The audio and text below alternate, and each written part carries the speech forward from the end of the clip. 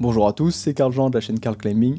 Aujourd'hui, j'ai pas une analyse à te proposer, mais bien deux analyses, deux fois plus de fun.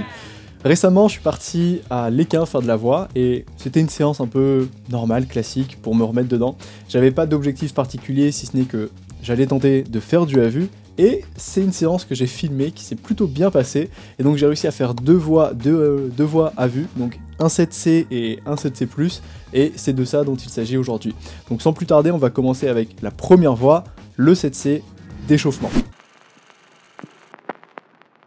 Alors juste avant de commencer, pourquoi je dis 7C d'échauffement? Bah tout simplement parce que c'est la première voie que j'ai faite de ma séance, sans réellement m'être échauffé à part au sol très rapidement. Pour moi, c'était une connerie monumentale, et pour autant, bah, j'en suis bien sorti. J'ai bien fait de suivre Timéo qui m'a tiré là-dedans, je sentais un traquenard, tu vois, mais j'ai fini par faire malgré la non-chauffe, la chauffe inexistante, et donc on va commencer tout de suite. Donc cette voie blanche, elle commence avec deux inversés, enfin plutôt une inversée en épaule main droite et une en main gauche, et je démarre tout de suite, voilà, et tu vas prendre une pince qui est pas super bonne, et là la technique plutôt que de croiser ça a été de relancer. Donc là pour du à vue, ce qui est vachement important comme d'habitude, c'est toujours de rythmer ta grimpe, essayer de grimper propre et rapidement et d'économiser de l'énergie. C'est pour ça d'ailleurs que tu me vois ici ne pas clipper la première dégaine. On prend, donc j'avais un bidois, la main droite, je relance sur un plat. Donc c'est une pince qui est bonne, mais en fait comme tu dois vite retravailler une inversée, cette pince elle devient plate et pas exceptionnelle. Là je fais un clippage qui est pas efficace, tu vois, je suis bras carré. Si j'avais su, je l'aurais fait avec l'arête, mais je pouvais pas la connaître, donc je savais pas avant. Je prends les deux petites croûtes, main gauche et main droite, j'en profite pour clipper. Idéalement, tu vois, la ligne de dégaine était sur la droite, mais finalement, je me suis embarqué sur la gauche. Donc ça, je l'avais en tête, tu vois, je l'avais remarqué, je m'étais dit, il faut que je fasse attention. Là, je charge le pied, je bourre, et je viens crimper une main droite qui est bonne, en fait, étrangement, mais qui est toute petite. Elle doit faire à peine 10 mm. Tu vois, je réajuste la place pour pouvoir prendre les prises. Là, devant moi, j'ai trois inversés même, et je savais pas exactement comment les prendre, tu vois, je me posais la question, est-ce que je vais pouvoir les prendre directement dans le bon sens en venant du bas, parce que ça me paraissait compliqué, et finalement non, ce qui fonctionnait bien c'était de les prendre en pince, parce que à l'intérieur tu avais 2-3 alvéoles qui te permettaient en fait de mettre les doigts, et c'est exactement ce que j'ai fait. Donc là tu vois bien, je tiens ma main gauche avec les alvéoles en grosse pince, donc j'essaye de délayer, parce que la suite, je l'ai repérée, elle est pas évidente, il y a encore un bidois à aller chercher, donc là on va le voir. Je travaille l'inversé, je prends le fameux bidois à main droite, donc tu vois, il est pas bon, je me dis mince, qu'est-ce que je fais? Je cherche, voilà, ça part à droite, d'accord? Donc il faut absolument que le bidois, tu vois, je le prenne, et là on est dans de la réorganisation très rapide. Je prends l'info et j'avance. Je croise, ça c'est une main plate, pas très bonne, la main droite très plate, horrible, d'ailleurs je me suis dit mince comment je vais clipper. Heureusement je mets un talon, donc je crée de la tension entre le talon gauche et la main droite, ce qui me permet de libérer ma main gauche pour clipper. Et là j'ai une inversée pas bonne, et là il y a le choix soit de lancer soit de croiser. Moi dans ma tête je m'étais dit on va croiser, je me mets en place, et là je me dis jamais de la vie ça passe, jamais de la vie. Donc là faut prendre une décision tout de suite, et je lance. Heureusement ça a payé, c'était un bac, j'ai eu de la chance, parce que je commençais véritablement à avoir les bouteilles. Il faut savoir que toute la première section de la voie est quand même assez soutenue, c'est pas cadeau. Donc ce bac là, il fait plaisir, surtout quand tu arrives du bas de la voie. Là j'en profite pour délayer un maximum, donc tu vas me voir essayer, c'est pas essayer mais plutôt récupérer le plus possible. Et là il y a plusieurs stratégies. On parlait de rythme. Tout à l'heure tu m'as vu essayer de sprinter. Moi je m'entends, quand je dis sprinter c'est essayer de grimper le plus rapidement possible sans perdre d'énergie. Donc une grimpe plutôt soutenue. Et là maintenant que j'arrive sur un repos, j'en profite, tu vois, pour calmer le jeu. Le but premier pour moi avait été de me dire que j'allais atteindre ce repos. Et si jamais j'arrivais à prendre le repos, j'allais me calmer, regarder la suite, lire la suite pour ensuite naviguer en eau plus sereine, je dirais, sur les prises suivantes. En tout cas, essayer de déchiffrer les mouvements le plus possible pour pouvoir m'exécuter et repartir encore dans un rythme qui va me permettre de grimper efficacement. Comment je bloque ici les doigts? Si tu vois depuis le début, en fait j'alterne la main gauche et la main droite, mais pas n'importe comment. La main droite, c'est un vrai bac, donc c'est celle qui me fatigue le plus finalement, parce que je suis dans une contraction, une flexion des doigts qui est active. Mais dans la main gauche, là comme tu le vois, ce qui se passe c'est que comme la brise est légèrement oblique, tu vois, légèrement à l'angle, et que c'est un bon bac, j'arrive à coincer le petit doigt dans la prise.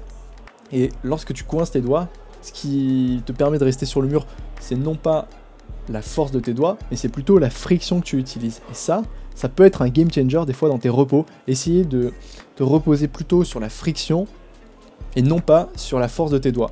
Quand tu travailles par exemple sur de la poutre et de la force à doigts, là c'est tout ce qu'on veut éviter. On ne veut pas en fait tricher, utiliser la friction de ta peau, mais plutôt isoler les fléchisseurs.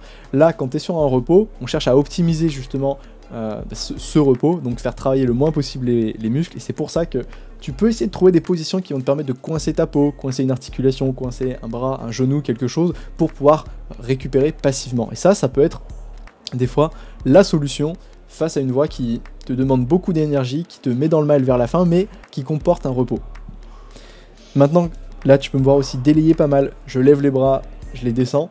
C'est ce qui me permet de récupérer plus rapidement et d'activer le retour veineux. On utilise la gravité pour améliorer la circulation sanguine et donc ce retour veineux pour chasser le lactique et ensuite repartir. Donc là, je suis resté assez longtemps, on est d'accord. De mémoire, je reste quasiment 3 minutes là-dessus. Et là, je me dis, allez, c'est bon, je vais repartir.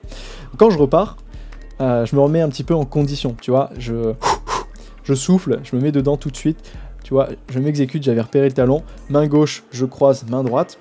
Ici, je sais très bien que la suivante, c'est une épaule, je vais devoir croiser, donc je fais attention, je m'applique. La main droite est pas mauvaise, c'est plutôt un bon back, ce qui me permet de clipper.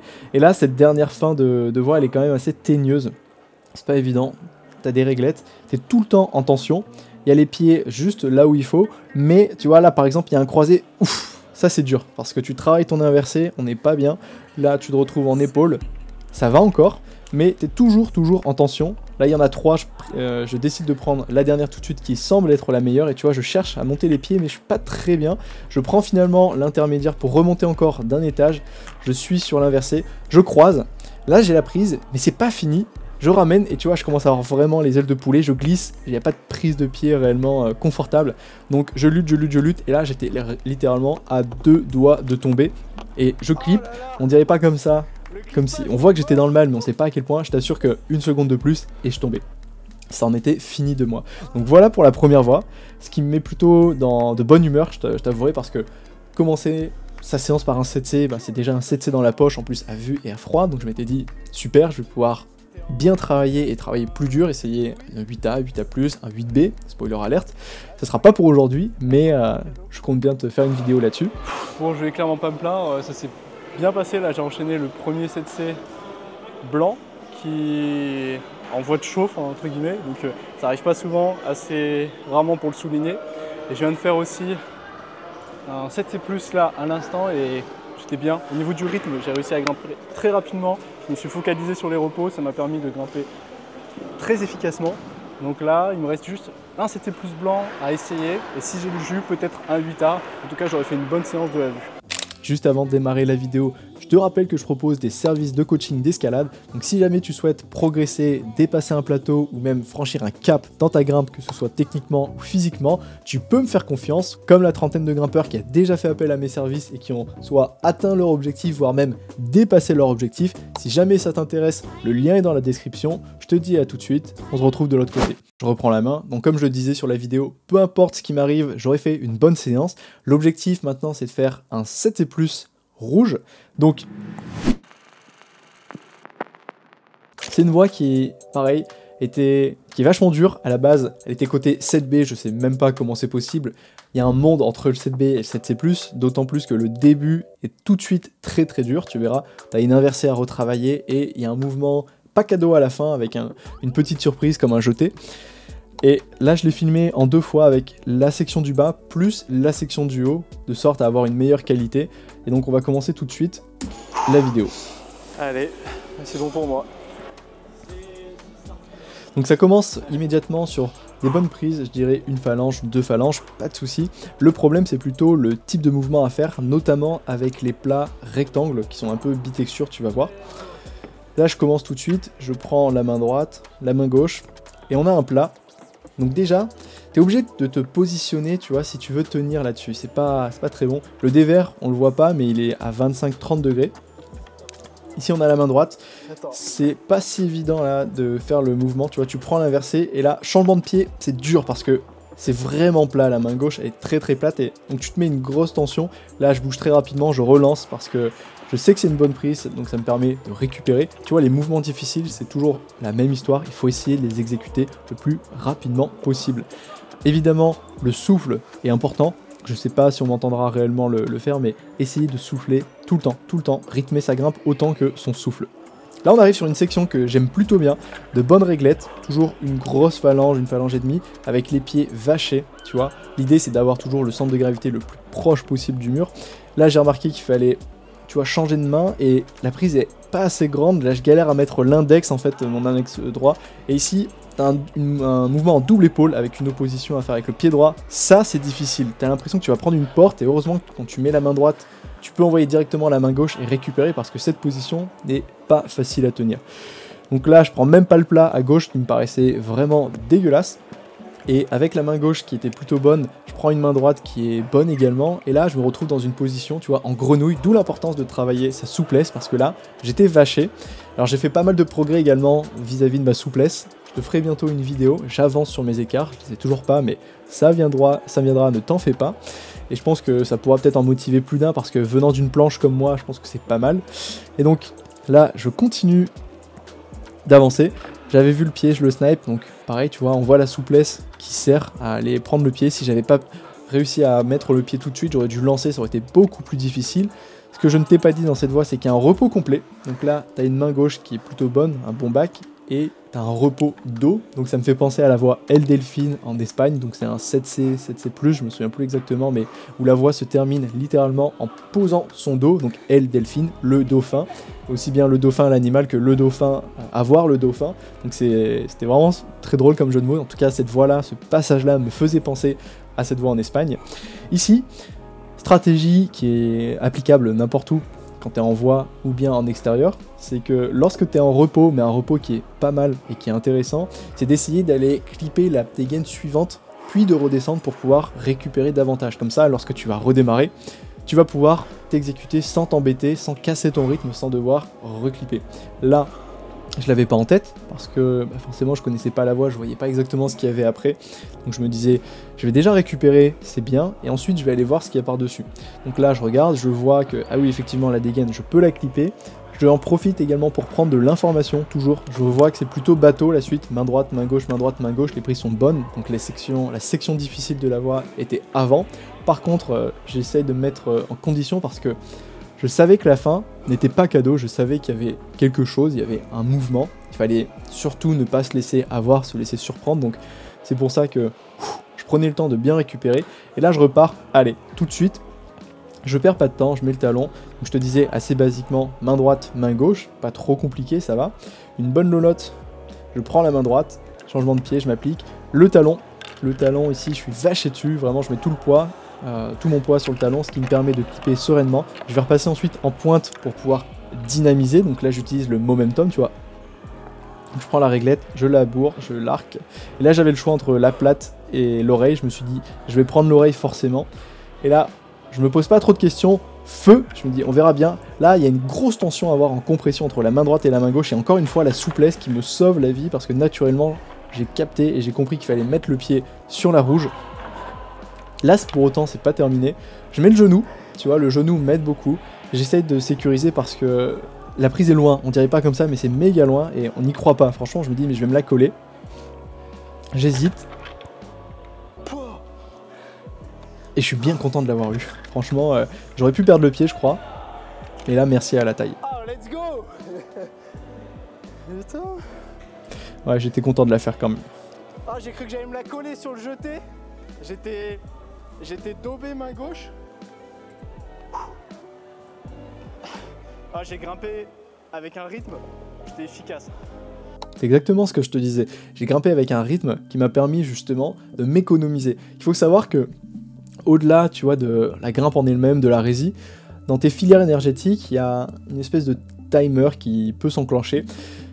En général, sur des voies de 10-15 mètres, c'est bien de les grimper à peu près en 2 minutes, 2 minutes 30. Pourquoi? Parce que plus tu vas mettre de temps à grimper, donc on va dire à partir de 2 minutes 30, là tu commences à vraiment dober si tu es dans un effort difficile, alors que si on est sur un effort qui reste lactique sous les 2 minutes, bah, tu peux envoyer, engager du jus, et c'est ce qui va te permettre, toi, d'enchaîner des mouvements plus difficiles que tu ne pourrais pas faire en aérobie. Et même s'il y avait un repos, le repos qui n'est pas, on va dire, suffisamment bon pour te permettre de récupérer totalement, même si tu prends peut-être 3-4 minutes, le problème avec cette méthode, c'est que si les mouvements dépassent ta capacité aérobie, eh ben, tu vas dober, et tu vas tomber surtout.